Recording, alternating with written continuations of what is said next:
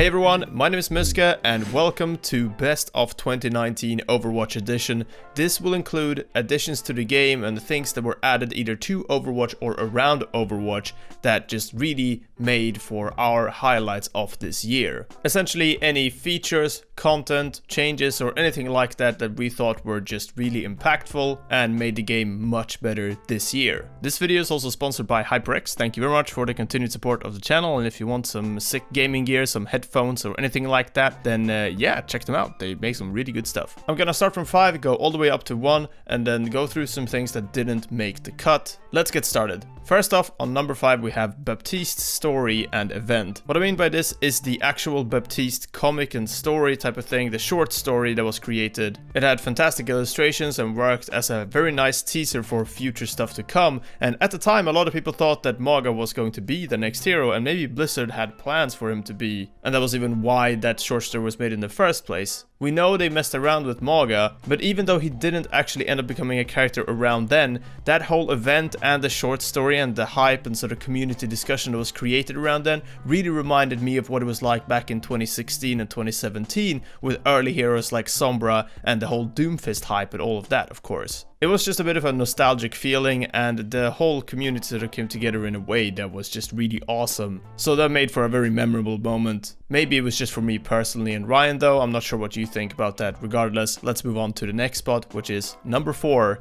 On here we have Workshop. The workshop came out this year and it was huge. Honestly, it's such a big change and such a massive feature that I don't think anyone could have really seen that coming, which was kind of how it was teased as well. Jeff kept saying that nobody's really talked about this or mentioned this in a way that I think the community will expect it, and I don't think many of us did. It definitely was a game changer quite literally, and it added a whole lot of game modes, and still you can just go in and play Uno and all sorts of stuff in Overwatch if you'd like to. The only reason as to why this didn't make it higher on the list for me is that I feel like some of the workshop updates had been a bit lacking, and I would like to see even more custom stuff that allows for more custom modes that don't just rely on using current map architecture and things like that. So yeah, some more updates there would be cool, but still definitely one of the 2019 highlights. For number 3, we have the Sigma introduction and character. So Sigma's whole hype and everything that was created around that, all the teasers, the origin story, short story, animation, whatever you want to call it, the character itself, the voice acting, and all of it came together in a way that just created a new level of hype for Overwatch.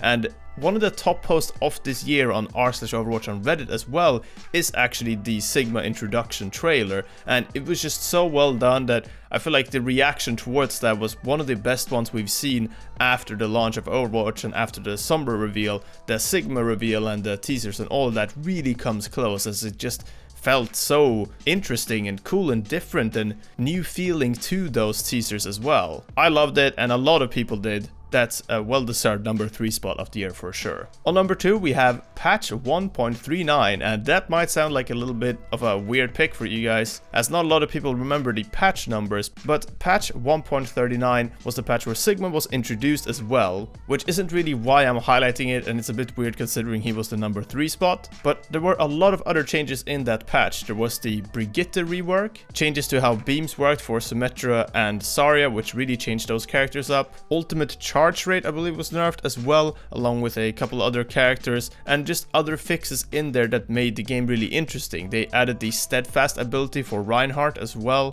which made him more resistant to knockbacks. Honestly, there was just too much stuff to list in this video. I'll try and link something or show a picture of screen of the patch notes kind of, because it was a massive one, and I wanted to put it on this list as the number 2 spot, because having a patch like that with that much content coming out at the same time, along with all of these different changes, different types of content in there, features, new hero, loads of balance changes, it just makes for a very exciting time, and I'd love for the developers to look at the game more like that whenever they add new heroes, to really look at it as an opportunity to change more things up and sort of spice the game up a little bit and the meta.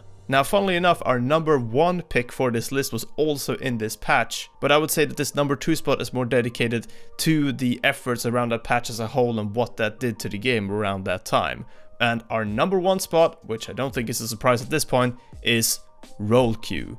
Now, this has been a very long time coming for Overwatch. It's been talked about ever since the launch of the game, and before the launch, honestly, in beta. And the reason as to why I want to list this here is because obviously it's a double-edged sword, but the benefits that it has brought definitely outweighs the negatives, no matter how you really look at it. Creating that consistency and not getting 5 DPS and 1 support in your games and finally running 2-2-2 every single match has just allowed you to have a better time more consistently with Overwatch. And also, if I want to just chill out and play some support for a bit, which I'm quite a bit lower rated on but really enjoy playing if I don't want to, you know, feel super stressed out on Reinhardt or Orisa, it's a nice time to be able to just choose that in a menu rather than just hope you end up in a game that allows you to do that. I can't really believe we even played without Rollcue for as long as we did, and to some degree I'm a bit disappointed that Rollcue didn't actually hit sooner, but because of the massive impact it has had and the way it's been implemented and what it's kind of done with the game and the hype it created around the time,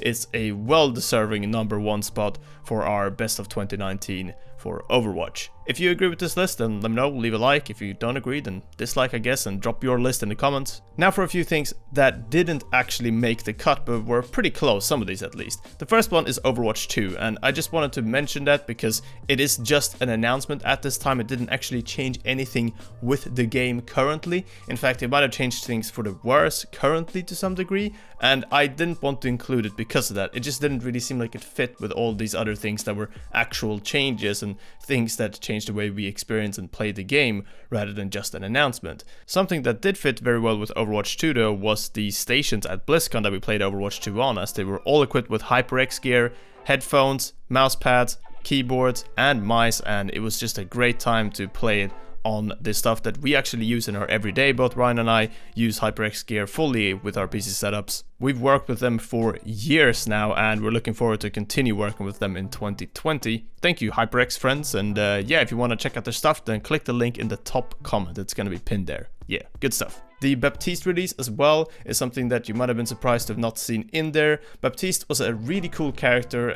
when he was launched and still is. I absolutely love Baptiste, one of my favorite heroes, but what I didn't want to do was include him just because it was a cool character now and because I felt like it's a hero that I enjoy or that sort of thing. Compared to the Sigma release, it just was not nearly as hyped, and additionally, if you look at Reddit and if you look at Twitter, the chatter around Overwatch for Sigma compared to Baptiste was way different, and Sigma just blows him out of the water. And since I included the Baptiste story event and the skin and yeah, the short story there, I felt like it was kind of a good enough honorable mention of the character onto the list either way. And last out of 3 things that didn't make it, the latest barrier nerf patch didn't make it, because whilst it was requested by the community for quite a while, it just doesn't feel as impactful from the perspective of having more fun with the game than before. So whilst I definitely agree with the changes, I guess most of us were just a bit overhyped for those changes. Anyway, that's all for this video. Thank you very much for watching and Happy New Year. I hope you guys have enjoyed 2019.